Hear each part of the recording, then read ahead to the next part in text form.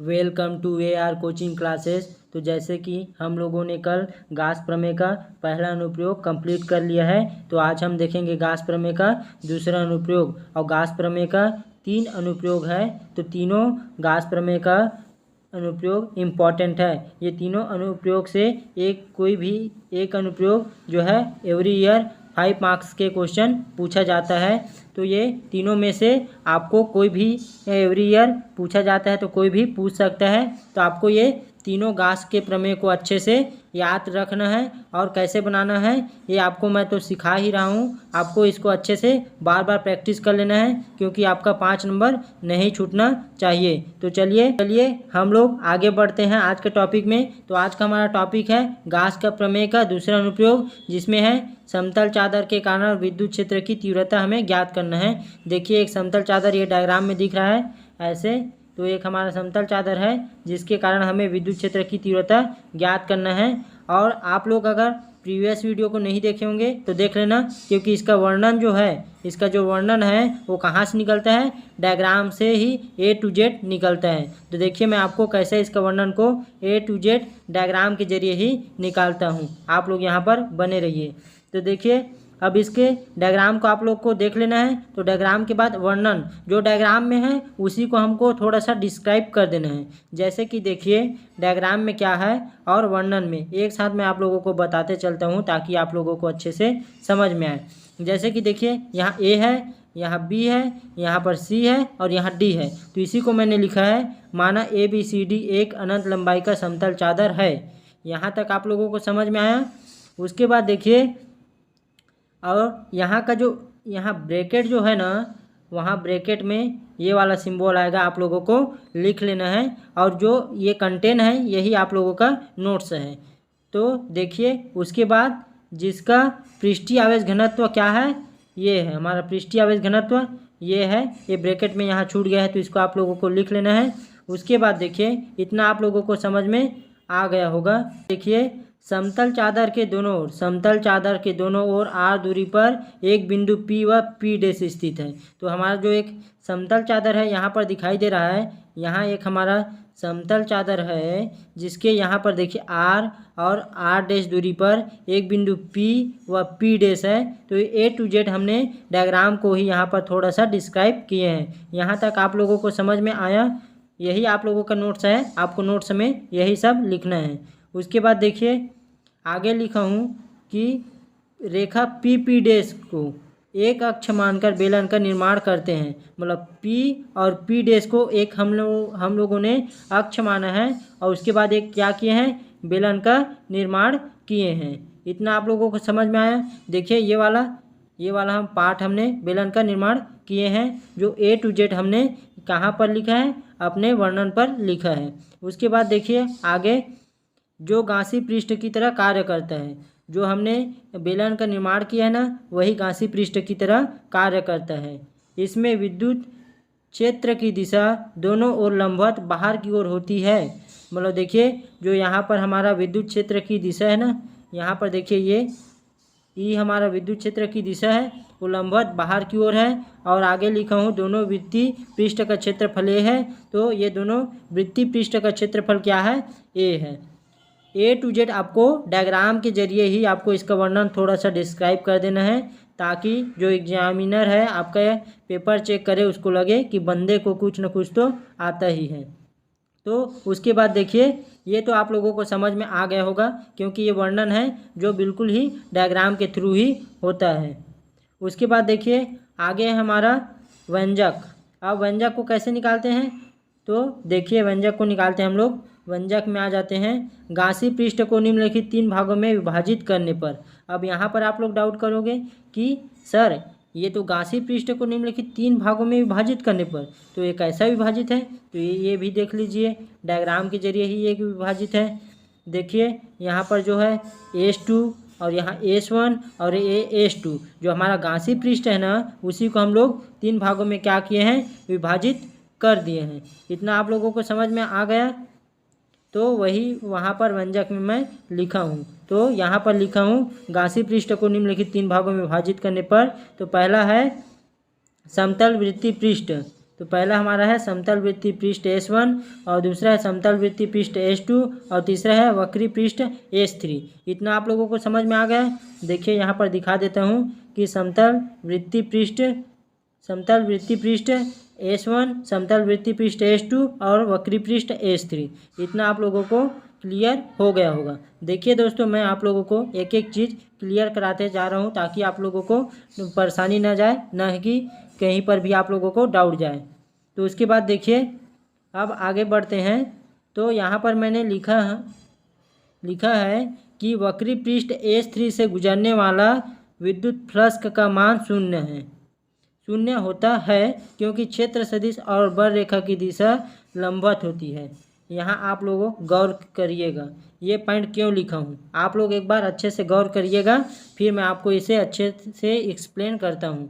देखिए यहाँ पर लिखा हूँ कि वक्रीय पृष्ठ S3 से गुजरने वाला विद्युत फ्लक्स का मान शून्य होता है क्योंकि क्षेत्र सदिश और बल रेखा की दिशा लंबवत होती है। तो इसको मैं क्यों लिखा हूँ, देखिए आपको डायग्राम में ही इसको मैं आप लोगों को एक्सप्लेन कर देता हूँ।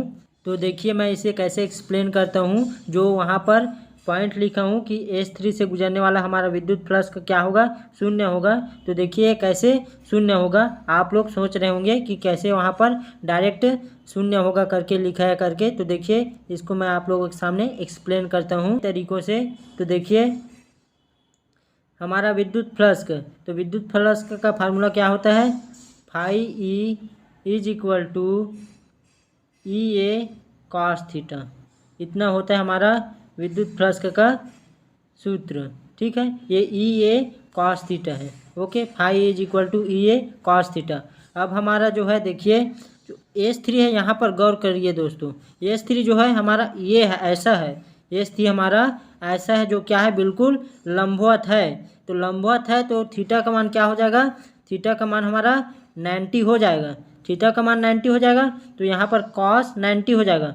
तो हमारा cos 90, तो cos 90 का मान क्या होता है, शून्य होता है। तो शून्य होता है तो E और A इंटू शून्य करेंगे तो हमारा जो विद्युत फ्लक्स का मान क्या हो जाएगा, फाई इज इक्वल टू क्या हो जाएगा, शून्य हो जाएगा। तो इसी को लिखा हूँ यहाँ पर देखिए कि वक्री पृष्ठ S3 से गुजरने वाला विद्युत फ्लक्स का मान शून्य होता है क्योंकि क्षेत्र सदिश और बल रेखा की दिशा लंबवत होती है। इतना आप लोगों को अच्छे से क्लियर हो गया होगा। ये आपको क्लियर हो गया कि कैसे यहाँ पर लंबवत है। तो cos 90 लिए, तो cos 90 लिए तो ये क्या हो गया, ये 0 हो गया। इतना आप लोगों को समझ में आया, वही पॉइंट मैं वहाँ पर आप लोगों के लिए लिखा हूँ। उसके बाद चलिए आगे चलते हैं हम लोग व्यंजक में ही। इतना आप लोगों को समझ में आ गया होगा, तो इसी को आपको नोट्स बनाकर चलते जाना है। यही आप लोगों का नोट्स है और कहीं से नहीं बनाना है। एक्यूरेट आप लोगों के लिए मैं नोट्स भी प्रोवाइड करते जा रहा हूँ। उसके बाद देखिए आगे चलते हैं। अब देखिए यहाँ हम लोग S3 से तो किए हैं, तो S3 से किए हैं तो क्या आया हमारा, तो S3 से किए हैं तो हमारा आया क्या है, 0। विद्युत फ्लक्स का क्या है, 0। अब हमारा बच क्या गया है, तो देखिए हमारा बच क्या गया है, तो हमारा S2 और S1 हमारा बच गया है। तो अब हम S1 और S2 से गुजरने वाला विद्युत फ्लक्स का मान निकालेंगे। तो यहाँ वही लिखा हूँ मैं, देखिए यहाँ पर मैंने लिखा है कि अतः समतल वृत्तीय पृष्ठ S1 और S2 से गुजरने वाला संपूर्ण विद्युत फ्लक्स का, अब समतल वृत्तीय पृष्ठ है S1 और S2, तो S1 और S2 से गुजरने वाला विद्युत फ्लक्स का है। S3 क्योंकि लंबवत था, तो लंबवत था तो cos 90 का मान 0 हो गया, जिसके कारण S3 हमारा क्या हो गया, 0 हो गया। लेकिन हमारा S1 व S2 क्या है, यहाँ पर समांतर है। तो समांतर है दोस्तों, तो आप लोग जानते हैं कि थीटा का मान क्या होता है, यहाँ पर 0, तो हमारा cos 0 का मान क्या होता है, 1। cos 0 का मान 1 हो जाएगा तो EA के साथ हम लोग 1 का मल्टीप्लाई करेंगे तो हमारा क्या आंसर आ जाएगा, EA। हमारा यहाँ पर 0 हुआ क्या, S1 और S2 से नहीं हुआ, तो इसी को हम लोग यहाँ पर सॉल्व करेंगे। तो उसी को मैंने यहाँ पर लिखा हूँ, देखिए कि अतः समतल वृत्तीय पृष्ठ S1 व S2 से गुजरने वाला संपूर्ण विद्युत फ्लक्स का। अब इतना आप लोगों को समझ में आ गया कि इससे क्यों विद्युत फ्लक्स का गुजर रहा है, क्यों जीरो नहीं हुआ। अब चलिए आगे चलते हैं। देखिए यहाँ पर मैंने लिखा है कि अब कि समाकलन D phi E is equal to समाकलन E D S one cos theta plus समाकलन E D S two cos theta. ये आप लोगों को समझ में आया, क्योंकि हम लोग S1 व S2 दोनों के लिए निकाल रहे हैं, तो हम लोग यहाँ दोनों को लिखेंगे। यहाँ पर देखिए मैंने दोनों को लिखा है कि वन समाकलन phi is equal to one समाकलन E D S one cos theta plus one समाकलन E D S cos theta. ये आप लोगों को समझ में आया। और दोनों को क्यों लिखा हूँ, क्योंकि दोनों समांतर है, जीरो नहीं है। उसके बाद देखिए हम लोग जानते हैं कि कॉस थीटा, तो कॉस थीटा समांतर है, तो थीटा का मान क्या हो जाएगा, जीरो हो जाएगा। तो और क्या होता है कि cos zero is equal to one होता है। तो हमारे यहाँ cos zero is equal to one हो जाएगा। तो हमारा क्या है, देखिए वन समाकलन ई डी एस वन ऐसा है, तो इंटू वन करेंगे तो हमारा क्या आएगा, यही वापिस आएगा।